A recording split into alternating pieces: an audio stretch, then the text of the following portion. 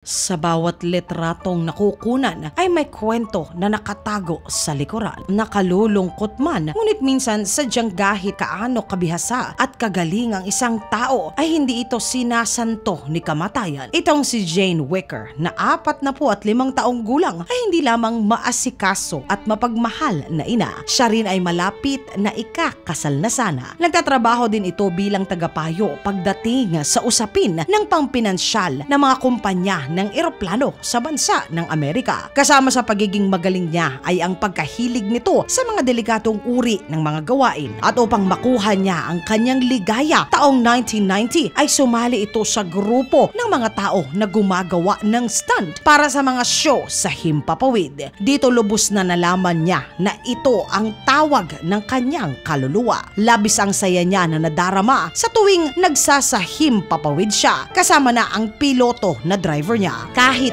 pa ganito ang ginagawa niya, laging ang pangunahin sa listahan ni Jane ay kung papaanong magiging ligtas ang bawat pagsabak niya. Ng June 22 ng taong 2013, gagawin niyang muli ang kanyang pagtatanghal sa harap ng madla sa Ohio's Veterans Show sa bansa ng Amerika. Naging maayos naman ang lahat sa umpisa hanggang sa narating nila ang pinal na aksyon na gagawin niya. Sasabit siya sa eroplano nang nakabaliktad habang ang piloto ay nasa ere pa. Makailang dosenang beses niya na ito ay ginawa at uulitin lamang niya ito sa harap ng mga libo-libo na mga tao. Karamihan sa kanila ay kinukunan sila ng letrato at video. Ngunit sa pag-ikot ng eroplano pakaliwa, naging masyadong mabagal ang takbo nito. Ito ay upang gawin at matapos ang dapat sana ay stunt nila. Sa pag-ikot ng eroplano, tumama sa lupa ang kaliwang pakpak nito. Doon mismo kung nasaan si Jane. Sa katuluyan na sumalubsob ito at nagliyab. Parehong si Jane at ang piloto nito ay hindi nakaligtas sa sakuna na naganap. Nagluluksaman ayon sa mga naiwan nito na mahal sa buhay. Balak nila na muling buuin ang eroplano nito at saka muling paliparin sa kalangitan. Ito daw ay magsisilbing alaala sa yumaong mahal nila na ina. Isinalarawan ng mga kakilala at mahal sa buhay na itong si Maksud na taga New Delhi sa bansa ng India bilang isang palakaibigan at talaga namang magaling na makisama na uri ng tao. Ngunit madalas talaga na ito ay makakalimutin at tila ba nawawala rin sa sarili. Malapit na rin ito na maging ama dahil nagdadalang tao ang kasintahan niya. At dahil nga may pagkalutang at medyo may pagkamabagal, makailang beses na ito ay naaalis sa kanyang pinagtatrabahuan. Ngunit imbis na muling maghanap ng pagkakakitaan at tipirin ang nalalabi niya na salapi, madalas na ito ay makikita na nasa zoo na malapit sa lugar nila. Laging itong nakatunghay sa gate ng kulungan ng tigre. Tila ba ito ay manghang-mangha sa mailap at delikadong hayop na ito na kinuha lamang sa kagubatan. Ang pagkamangha namang na ito ay pagbabayaran niya ng buhay niya. Ika-23 ng Setyembre ng taong 2014, habang ito ay nakatunghay sa kulungan ng tigre, sa gulat ng lahat ng nakakakita sa kanya ay inakyat niya ang bakod ng kulungan. Hindi pa nito pinansin ang sigaw ng mga bantay at gwardya at saka sa kural ng tigre tumuloy siya. Nahulog naman ito sa taas ng 15 talampakan mula sa mga tao na naghihiyawan. Dahil sa ingay, napukaw nito ang atensyon ng noon ay natutulog na tigre na doon ay nakakulong. Dahan-dahan na siya ay nilapitan nito. Sa takot na pausal ng dasal itong si Maksud, agad na nagradyo ang mga bantay sa kung ano ang dapat nila na gawin upang mailigtas ang buhay nito. Habang ang iba ay kinukunan ng kamera na dala-dala nila ang mga nagaganap, ang iba naman ay binabato ang tigre upang sana ay matakot ito at umalis. Ngunit sa loob pa ng 10 minuto, wala pa rin tumutulong sa lalaki na ngayon ay nasa koral pa rin ng mabangis na tigre. Sa panahong ito, ang tigre ay nagiging agresibo na at saka sinakmal sa leeg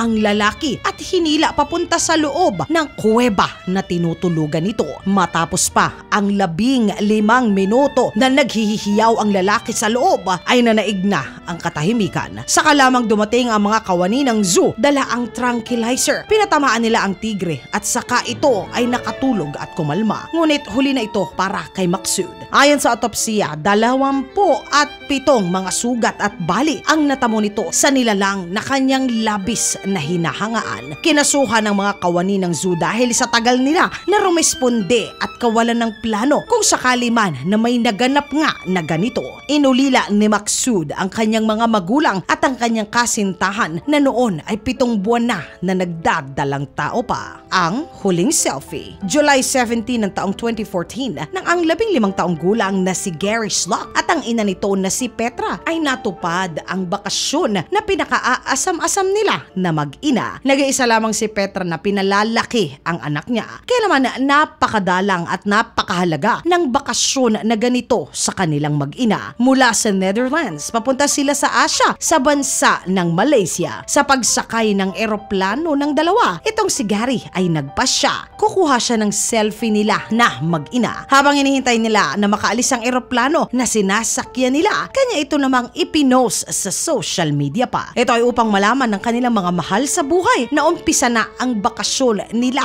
ng mahal na ina. Ito na pala ang huling selfie nila ng buhay at makikita ng kanilang mga mahal sa buhay. Ang Malaysia Flight MH17, 3 oras matapos na ang eroplano ay nagsahim papawid na wala ito sa radar. Kinahapunan, isang grupo ng hindi makagobyerno ng Ukraine nakampi sa panig ng bansang Russia ang mismo na umamin na. Ayon sa kanilang post na matagumpay ang kanilang naging pag-atake sa isang sasakyang panghimpapawid na napadaan lang sa hangganan ng teritoryo daw na kanila na nasasakupan. Kasama sa kanyang tinuran ay ang babala na huwag kayong lilipad sa ibabaw ng aming kalupaan o kalangitan na nasasakupan. Kalakip ng video ay ang unang inakala na isang video ng eroplano na nagliliyab. Una sa tingin nila ito ay hindi totoo, ngunit kalaunan ay napatunayan na nga na ito ay ang nawawala na ang Malaysia Flight MH17 mula sa taas na 30